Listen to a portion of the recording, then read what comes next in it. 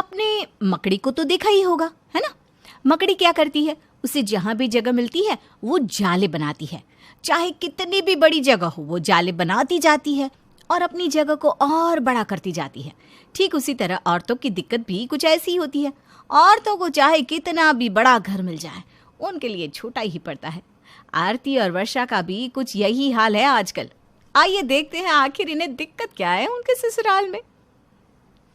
अरे क्या बताऊं कावेरी तुझे, मेरे घर में तो रोज़ यही महाभारत होती रहती है।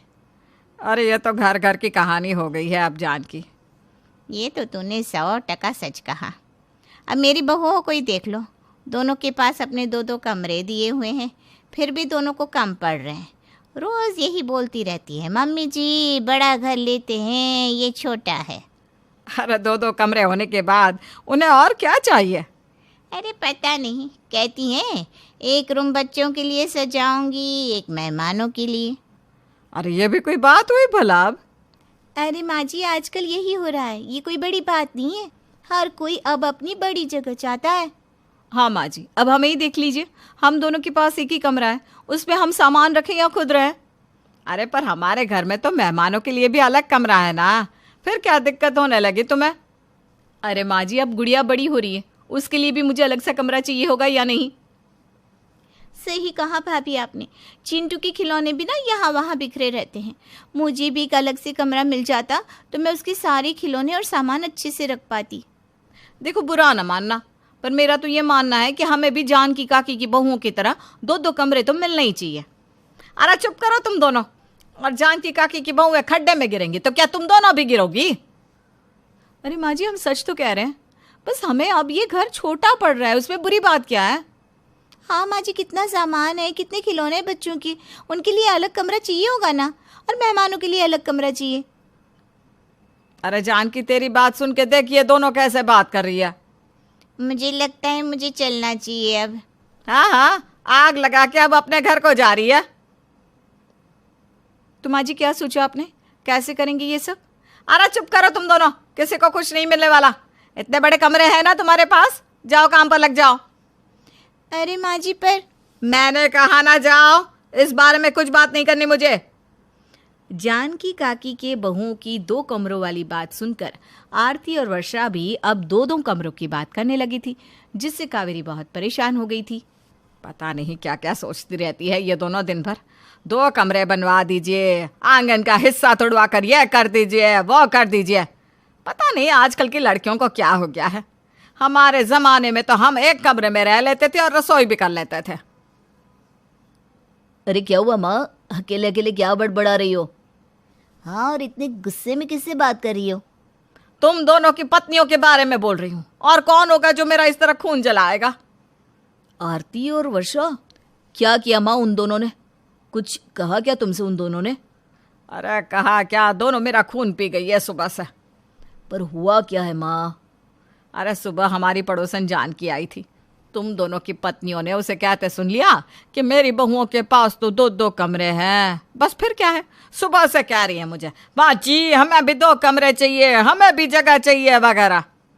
ये दोनों बिना बस किसी की भी बातों में आ जाती है। हम किसी की बातों में आकर नहीं कह रहे हैं, हमें सच में बड़ी जगह चाहिए। ये घर कितना छोटा पड़ रहा है। हाँ सच में, अब बच्चे बड़े हो रहे हैं, उनका सामान भी तो रखना है ना, इसीलिए हम कह रहे थे कि क्यों ना हम आंगन को तुड़वा कर वहाँ 2 और कमरे बनवा लें। अरे पर उसकी ज़रूरत क्या है, तुम दोनों के पास इतने बड़े कमरे तो हैं। और नहीं तो क्या, क्यों फिजूल की जिद कर रही हो। क्या करोगी इतनी बड़ी जगह का आखिर तुम दोनों। अरे क्या करेंगी का क्या मतलब है, बच्चों का सामान रखेंगी, उनके लिए कमरा सजाएंगी। कभी ज़्यादा मेहमान आ जाते हैं तो कितनी दिक्कत हो जाती है, कभी सोचा है आपने। हाँ अगले महीने ही जोधपुर वाले फूफा जी और बुआ जी अपने बहू बेटे पोते पोतियों के साथ आई थी।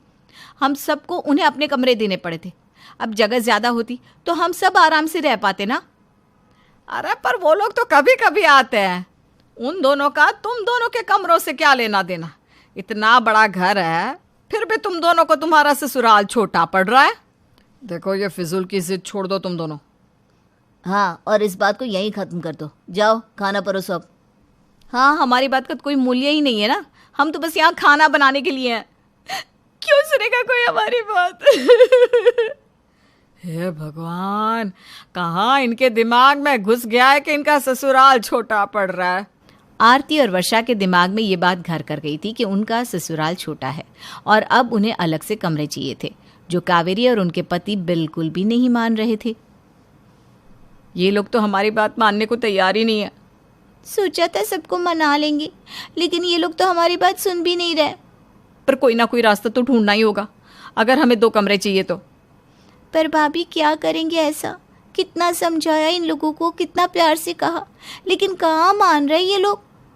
वो कहते हैं ना कि घी अगर सीधी उंगली से ना निकले तो उंगली को थोड़ा सा टेढ़ा भी कर लो। अब हमें शाम दाम दंड भेद का प्रयोग करना होगा। हाँ, पर कैसे भी मना के तो रहेंगे इन तीनों को। अब सोचते हैं कि आगे क्या करना है। हाँ बिल्कुल, चलिए सोचते हैं। आरती और वर्षा ने भी ठान लिया था कि दोनों अपने ससुराल को बड़ा करके ही रहेंगी, इसलिए अगले दिन से उनके नए ड्रामे शुरू हो गए। अरे पंकज, आज दोनों बहुएं सुबह से दिखाई नहीं दी, कहाँ रह गई है? सुबह की चाय भी मैंने खुद बना के पी है आज। अरे माँ पूछो ही मत, दोनों जिद लेकर बैठ गई है कि आंगन को तुड़वा कर हमें नए कमरे बनवा दो, और जब हम उनकी बात नहीं मान रहे तो रात से रूठ कर बैठ गई है, बिस्तर से उठने का नाम ही नहीं ले रही। हाँ माँ, कल रात से बिस्तर पर उल्टा मुंह करके सो गई है, चिंटू को भी नहीं देख रही है। हे भगवान, कौन सा भूत सवार हो गया इन दोनों पर? पर माँ फिलहाल तो तुम ही खाना बना दो, मुझे तो बहुत भूख भी लगी है और ऑफिस भी जाना है। अरे हाँ माँ, चिंटू का दूध भी बना देना, वो भी परेशान कर रहा है। हाँ हाँ, मैं बना देती हूँ सब कुछ। अब बस इस उम्र में यही करना रह गया है मेरा। एक तो पहले से मेरे घुटनों में दर्द है और अब ये सब काम। कावेरी नीचे खाना बना रही थी और ऊपर आरती और वर्षा अपना प्लान सफल होते हुए देखकर मजे ले रही थी। देखना वर्षा, माँ जी तो एक दिन मान ही जाएंगी, उनसे ये सब काम नहीं होगा बिल्कुल भी। और नहीं तो क्या भाभी, और हमारे पतिदेव, उन्हें तो सब कुछ हाथ में जिए, और उन्हें माँ जी के हाथ का खाना बिल्कुल भी पसंद नहीं आने वाला। मैंने कहा था ना, साम दाम दंड भेद सब कुछ लगा देंगे, लेकिन ससुराल तो बड़ा करके ही मानेंगे। हाँ भाभी, आपका प्लान काम आ रहा है। ये तीनों इस प्लान को 2 दिन भी नहीं झेल पाएंगे, देखना। हाँ, और फिर उन्हें हमारी बात माननी ही पड़ेगी। चलिए, मैं तो सो रही हूँ अब, इतने दिनों बाद नींद करने का मौका मिला है। आरती और वर्षा ने घर का काम और खाना बनाना छोड़ दिया और रूठकर अपने कमरे में बैठ गई। अब देखना ये है कि कावेरी और उनके पति उनकी ये शर्त मानते हैं या फिर इन दोनों की हार हो जाती है। गुप्ता परिवार की बहुएं आरती और वर्षा इस बात पे अपने सास और पति से बहस कर रही थी कि उन्हें अब ये ससुराल का घर छोटा पड़ रहा है, इसलिए बाहर का आंगन का हिस्सा तुड़वाकर उन्हें 2-2 कमरे बनवा दे, जिससे घर बड़ा भी हो जाएगा। लेकिन कावेरी और उनके बेटे इस बात को बेफिजूल मान रहे थे, इसलिए दोनों ने अपनी बात मनवाने के लिए दूसरे दिन रूठने का नाटक कर लिया और अपने कमरों से बाहर ही नहीं आई। इन दोनों को भी पता नहीं क्या सूझी है, जो मुंह फुलाकर बैठ गई अपने अपने कमरों में, और यहाँ सारा काम मुझे करना पड़ रहा है। एक तो इतने सालों से कोई काम नहीं किया, ऊपर से ये दोनों भी कोई बात सुनने को तैयार नहीं। आरा सुनती हो दोनों? चलो अब नीचे आ जाओ। क्या हुआ कावेरी, क्यों सुबह से चिल्ला रही है? अरे जब से इन दोनों ने सुना है कि तेरी बहुओं के पास 2-2 कमरे हैं, तब से उसी बात पे चिपक गई है, और आज सुबह से तो दोनों अपने कमरे से बाहर ही नहीं आ रही। सारा काम मुझे करना पड़ रहा है। अरे रे, ये तो बड़ी मुसीबत हो गई। अगर तू उन्हें नहीं बताती ना तो ये होता ही नहीं। अरे अब इसमें मेरा क्या कसूर कावेरी, अब जैसी जिसकी सोच। पर अब तू ये सोच, तू अब इन दोनों को क्या कहेगी, कैसे मनाएगी? अरे कितने दिन रूठी रहेंगी दोनों, आ जाएंगी खुद ब खुद। सच बोलूँ तो मुझे नहीं लगता कि इस बार ये दोनों बिना कमरों के मानने वाली है। मुझे तो लगता है तुम्हें इन दोनों को कमरे बनवा कर देने ही पड़ेंगे। अरे शुभ शुभ बोल जानकी, हमारा घर वैसे ही इतना बड़ा है, 2 अलग कमरों की ज़रूरत नहीं है। इन दोनों ने तो फिजूल की जिद पकड़ के रखी हुई है। अरे अब जैसी जिसकी सोच, मैं तो बस तेरे लिए परेशान थी कि तू सब कर लेगी ना घर का काम, कि मैं कुछ मदद कर दूं तेरी। आखिरकार हम पड़ोसी हैं भाई। हाँ हाँ, क्यों नहीं, बहुत फिक्र है तुझे मेरी, मैं भी जानती हूँ। चल आजा, ये बर्तन मांज दे मेरे लिए। अरे वो ना मुझे अभी याद आया, मेरी बहू ने ना मुझे सब्ज़ी लाने को कहा था, मैं सब्ज़ी लेकर आती हूँ। हाँ, फिर तेरी मदद कर देती हूँ, तू चिंता ना करना, मैं तेरे साथ ही हूँ। हे भगवान, अगर ये दोनों सच में नहीं मानी तो मैं ये सारा काम कब तक करती रहूँगी। कावेरी काम करके अब थक चुकी थी और ऊपर से वर्षा और आरती इस बात की खुशी मना रही थी कि जल्दी उनका सपना पूरा होने वाला है। अगर ये लोग आसानी से मान जाते तो हमें यूँ तरकीब नहीं अपनानी पड़ती। और नहीं तो क्या। पर आपको क्या लगता है भाभी, माँ जी मान जाएंगी? अरे तूने देखा नहीं कैसे थक गई है काम कर करके। रात को जैसे ही उनके बेटे आएंगे ना, वो उनको हमारी बात मानने को कह देंगी, देख लेना। और अगर रात को नहीं कहा तो? अरे तो कोई बात नहीं ना, 2 दिन बाद कह देंगी, क्योंकि वो 2 दिन से ज़्यादा तो काम कर नहीं पाएगी। हाँ, ये आपने ठीक कहा भाभी, उन्हें हमारी बात माननी ही पड़ेगी। हाँ, अब ना एक काम करते हैं, बाहर से हम दोनों के लिए खाना मंगवा लेते हैं। हाँ, और इससे तो माँ जी और भी परेशान हो जाएंगी। सच में। चल बता क्या खाएगी। आरती और वर्षा ने अपने लिए खाना ऑर्डर कर दिया और डिलीवरी वाला कुछ ही वक्त में खाना ले भी आया और नीचे कावेरी को देकर चला गया। ये देखो, इन दोनों ने बाहर से खाना ऑर्डर कर दिया। अरे आरती बहू, तुम दोनों का खाना आ गया है। लाइए माँ जी। अरे क्या हो गया है तुम दोनों को? कुछ नहीं माँ जी, बस भूख लगी थी तो बाहर से खाना ऑर्डर कर दिया। तुम दोनों खाना बना भी तो सकती थी ना। माँ जी, इस घर में हम बस खाना बनाने के लिए ही हैं क्या? हमारी बात का तो कोई मोल ही नहीं, इसलिए जब तक आप हमारी बात नहीं मान लेते, हम ना खाना बनाएंगे और ना ही नीचे आएंगे। लगता है इस बार तुम दोनों नहीं समझने वाली। ठीक है, मैं आज रात को ही पंकज और रवि से बात करके नए कमरे बनवा देती हूँ। सच माँ जी? हाँ हाँ, सच कह रही हूँ। और तुम दोनों अब अपना अपना काम संभालो, मैं थक गई हूँ काम करते करते। जी माँ जी, हम अभी सारा काम कर देते हैं। हाँ, और ये खाना भी ना मैं अभी प्लेट में डाल कर लाती हूँ। हाँ हाँ, जाओ जाओ, आखिरकार तुम दोनों ने अपनी बात जो मनवा ली है। आरती और वर्षा के आगे कावेरी हार गई और उसने फैसला किया कि वो आंगन का हिस्सा तोड़वाकर दोनों बहुओं के लिए अलग अलग कमरे बनवा देगी। ठीक है माँ, अगर तुम यही चाहती हो तो हम कल ही मजदूरों को बुलवा कर काम शुरू करवा देते हैं। हाँ, और उनसे कहिएगा कि बड़े बड़े कमरे बनाए, ठीक है? अब जितनी जगह होगी उतने ही कमरे बनेंगे ना, बड़े बने या छोटे, चुपचाप उसी में रह लेना, समझ गई दोनों?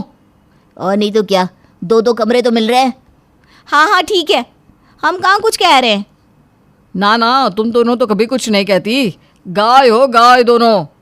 हाँ, बस सींग मारती रहती हो। बिल्कुल सही कहा तूने यार। पंकज और रवि ने घर का काम शुरू करवा दिया। अब आरती और वर्षा दोनों के पास 2-2 कमरे थे, लेकिन वो कहते ना, जिससे कोई बुरी आदत होती है वो आदत कभी भी नहीं जाती। तो इन दोनों की भी नहीं गई। अब इन्हें ये घर भी छोटा लग रहा था। अरे कल वो सुरेंद्र नगर वाली मौसी जी और उनका पूरा परिवार आ रहा है, इसलिए वो 2 कमरे खाली कर देना जहाँ वो रह सके। उन दोनों कमरों में तो जगह ही नहीं है माँ जी, हमारा सामान ही इतना पड़ा है कि क्या बताएं। अरे पर तुम दोनों के पास तो 2-2 कमरे हैं, फिर भी जगह नहीं, कैसी बात कर रहे हो दोनों? हम सच कह रहे हैं माँ जी, दोनों कमरों में ना जगह नहीं है।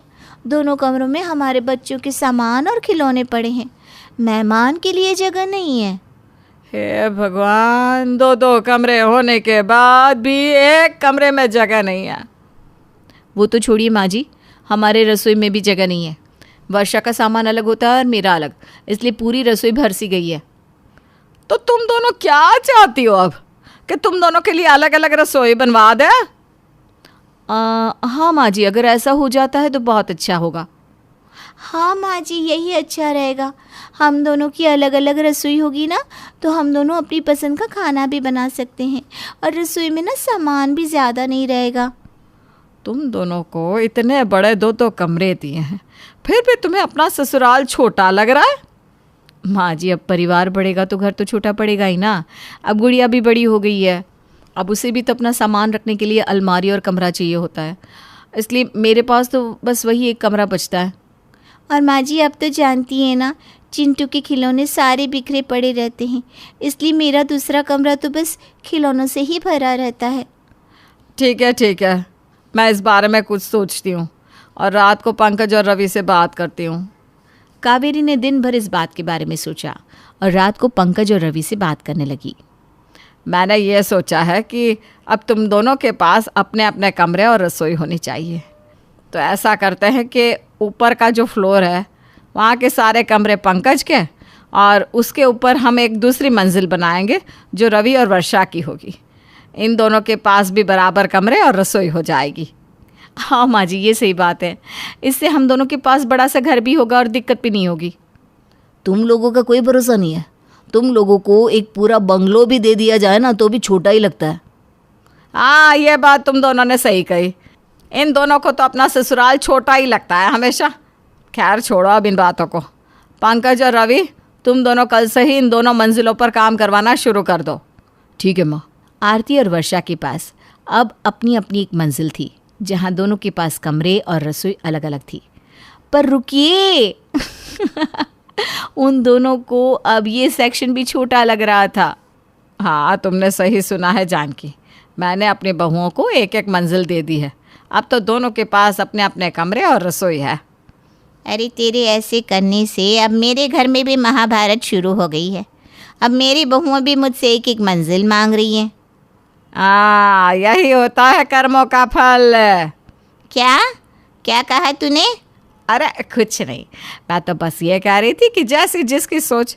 अब इसमें मैं क्या कर सकती हूँ भला। अब तो तुम्हारी दोनों बहुओं के पास बड़ा घर हो गया है। अरे कहाँ काकी, एक मंजिल होने के बाद भी मेहमान आते हैं तो जगह ही नहीं बचती।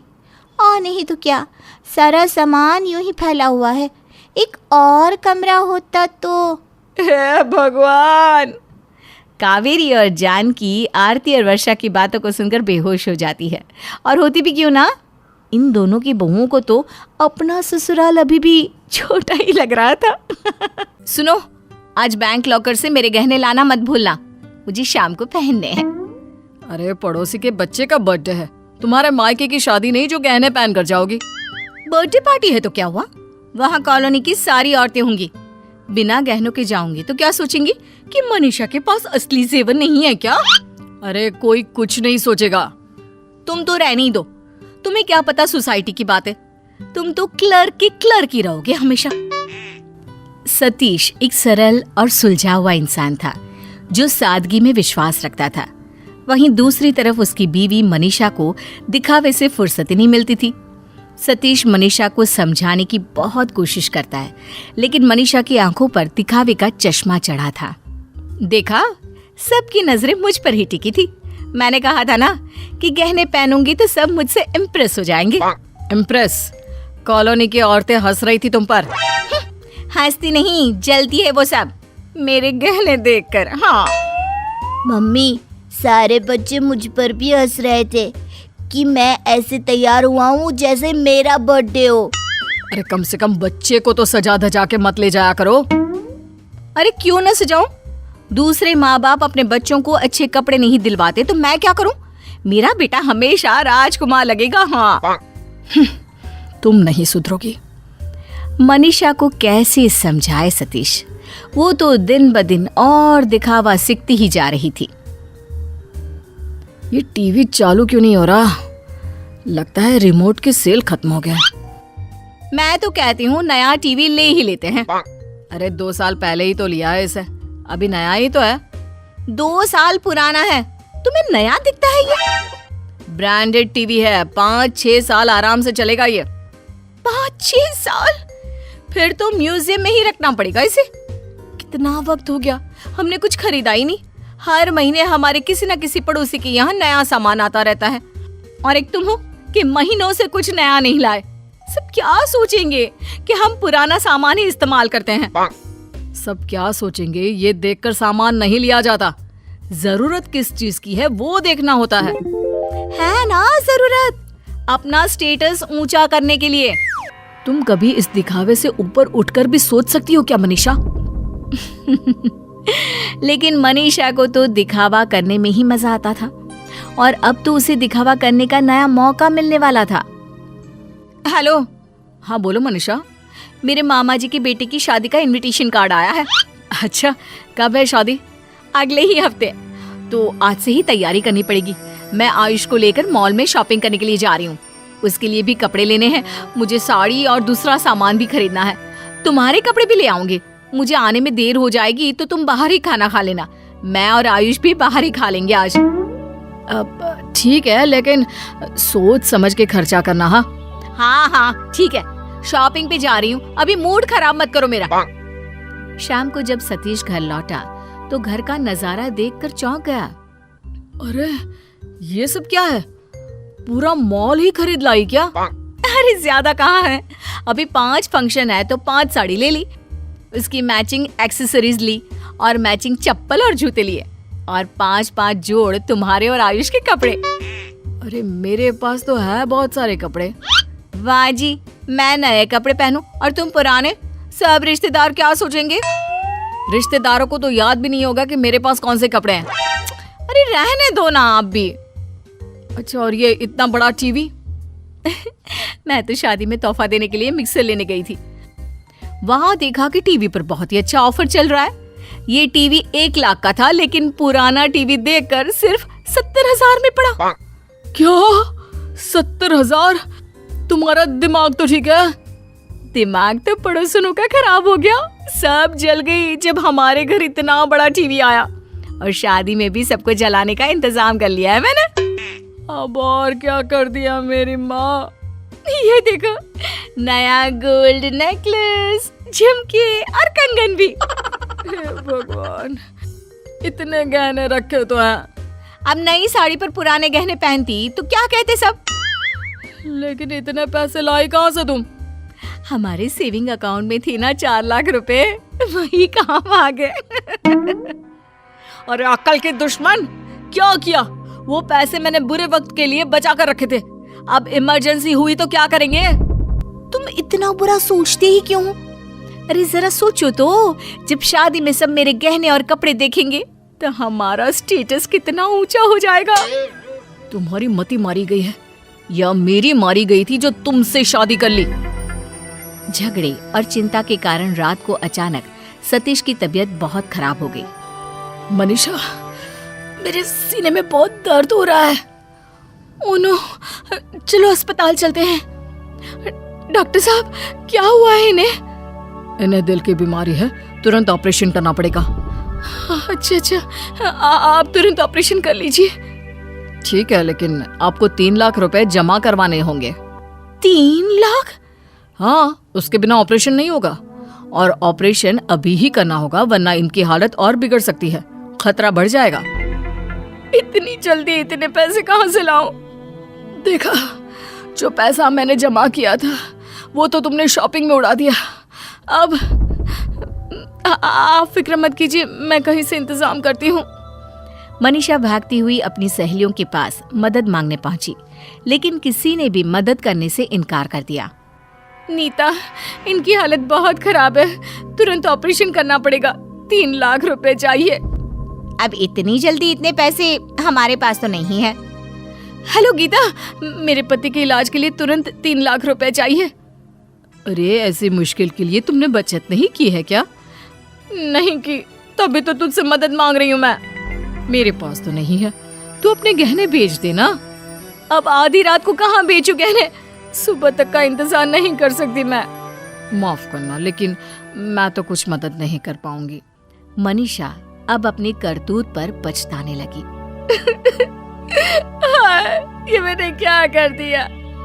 ये तो मुझे हमेशा समझाते थे कि सोच समझ के खर्च करो, लेकिन मेरी मति मारी गई थी जो मैंने सारे पैसे शॉपिंग में उड़ा दिए। मेरी इस बेवकूफी के कारण इन्हें अगर कुछ हो गया तो मैं खुद को कभी माफ नहीं कर पाऊंगी। कई घंटों तक नाकाम कोशिश करने के बाद मनीषा फिर हॉस्पिटल आ गई। डॉक्टर साहब, आप ये सारे गहने रख लीजिए, पर प्लीज मेरे पति की जान बचा लीजिए, उनका ऑपरेशन शुरू कर दीजिए। इसकी कोई जरूरत नहीं है, आपके पति का ऑपरेशन हो गया है, अब वो खतरे से बाहर है। क्या ऑपरेशन हो गया? लेकिन पैसे? आपके पति के दोस्त आए थे, उन्होंने पैसे जमा कर दिए थे। आप थोड़ी देर में अपने पति से मिल सकती हैं। अब कैसी तबीयत है आपकी? ठीक हूँ, मुझे माफ कर दीजिए। मैंने दिखावे के चक्कर में आपकी जान जोखिम में डाल दी। मैं इसीलिए तुम्हें समझाता था मनीषा। देखा, जरूरत पड़ने पर ना तुम्हारे महंगे गहने काम आए, ना तुम्हारे वो दिखावे के रिश्ते। सही कहते हैं आप, दिखावे से बने रिश्ते भी खोखले होते हैं और दिखावे का सामान भी। इसीलिए रिश्तेदारी और खर्च सोच समझ के करना चाहिए। मैं अपने सारे गहने बेच दूंगी, उससे आपके दोस्त के पैसे भी लौटा देंगे और कुछ पैसे भी जमा हो जाएंगे जरूरत के लिए। अब मैं कभी फिजूल खर्च नहीं करूंगी, कभी दिखावा नहीं करूंगी। मुझे माफ कर दीजिए। तुम्हें अपनी गलती का एहसास हो गया है तो मैंने भी तुम्हें माफ कर दिया मनीषा। मनीषा आखिर अपना सबक सीख गई और दिखावा करना हमेशा के लिए भूल गई।